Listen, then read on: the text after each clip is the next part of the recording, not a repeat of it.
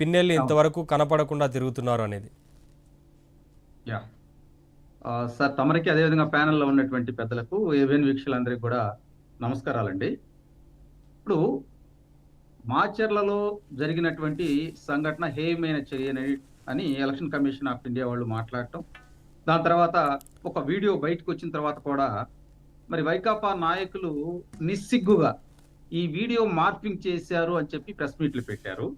కొంతమంది నాయకులు బయటకొచ్చి అసలు ఈ వీడియోకి మాకు సంబంధం లేదని మాట్లాడటం చూస్తా ఉంటే ప్రజాస్వామ్యాన్ని వైకాపా నాయకులు అపహాస్యం చేస్తున్నారండి ఇక్కడ.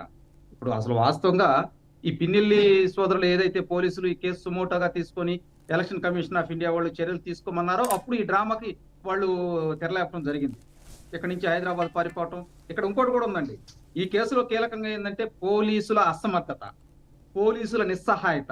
ఎందుకంటున్నానంటే నేను ఈ వర్డ్స్ మరి కస్టడీలో ఉన్నటువంటి వ్యక్తి, హౌస్ అరెస్ట్ చేసినటువంటి వ్యక్తి ఏ విధంగా హైదరాబాద్ వెళ్తాడండి? మరి అక్కడి నుంచి ఎక్కడికి ఈ రోజు దాకా అసలు ఎక్కడికెళ్లారో పోలీసులు చెవటల్లా. నేనేమంటానంటే ఇందాక పివి రమేష్ గారు కూడా ఒక ఎక్స్‌లో ట్వీట్ చేస్తూ ఆయన కూడా అన్నారు. అరే! ఈ అసలు మాచర్లలో 24 గంటలు, 7 రోజులు మరి పోలీసులు, రెవెన్యూ వ్యవస్థ, మరి వైకాపా నాయకుడి యొక్క సేవలో తరిస్తున్నారని చెప్పి ఆయన ఆవేదన వ్యక్తం చేశాడు. ప్రజాస్వామ్యాన్ని అపహాస్యం చేస్తున్నారు వీళ్ళు.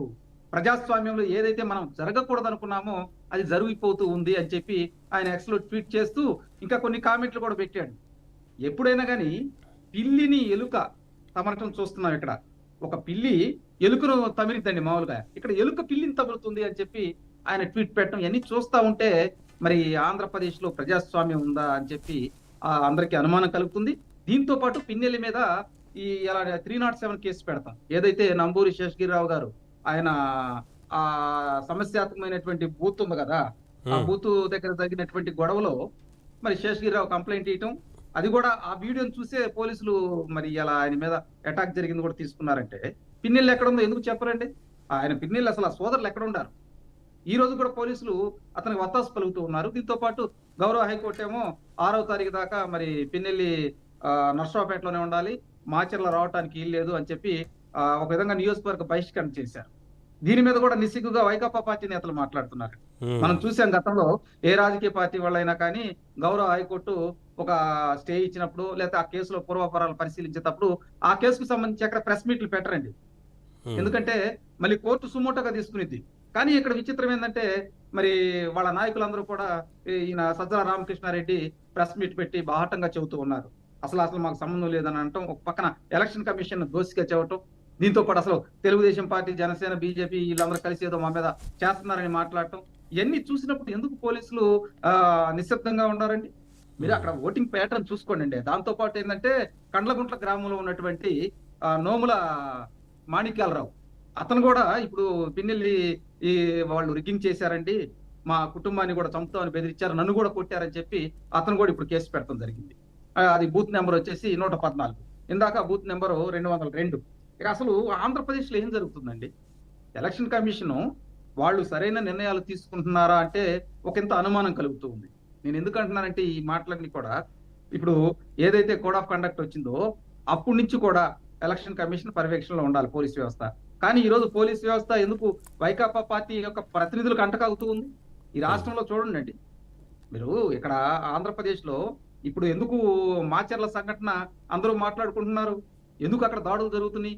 మేము అక్కడ ఏదైతే ఇందాక మనం ఆ రైల్వే గేట్ దగ్గర 202 బూత్‌లో కూడా అక్కడ ఈ ఈవీఎంను పగలగొట్టినప్పుడు దాంట్లో నుంచి ప్యాడ్లు బయటపడినాయండి స్లిప్‌లు.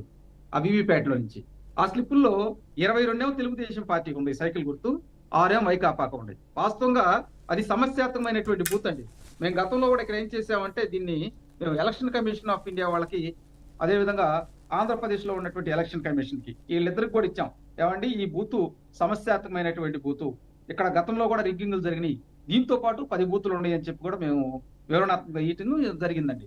దాంతో పాటు అక్కడ బ్రహ్మనాయుడు గారు కూడా అక్కడ ఉన్నటువంటి ఆర్ఓకి ఇచ్చారు. కానీ ఇక్కడ అసలు ఎందుకు ఇయన్నీ ఆహ్, మ ఏది కప్పెట్టేసేసి మసిపూసి మారేడుకాయ చేస్తున్నారనే దానికి ఈ ఉదాహరణ చెప్పుకోవాలి ఇప్పుడు. పోలీసులు ఔట్‌రేట్‌గా వాళ్ళకి సహాయ సహకారాలు అందిస్తున్నారండి ఈ రోజు కూడా. నేనేమంటానంటే అసలు ప్రజాస్వామ్యంలో ఇటువంటి సంఘటనలు జరిగినప్పుడు ఎలక్షన్ కమిషన్ ఆఫ్ ఇండియా వాళ్ళు కింది స్థాయి వాళ్ళ సిబ్బందితో మాట్లాడి, ఆర్ఓతో మాట్లాడి మీరు ఖచ్చితంగా అక్కడ సుమోటోగా కేసు తీసుకోమంటారు.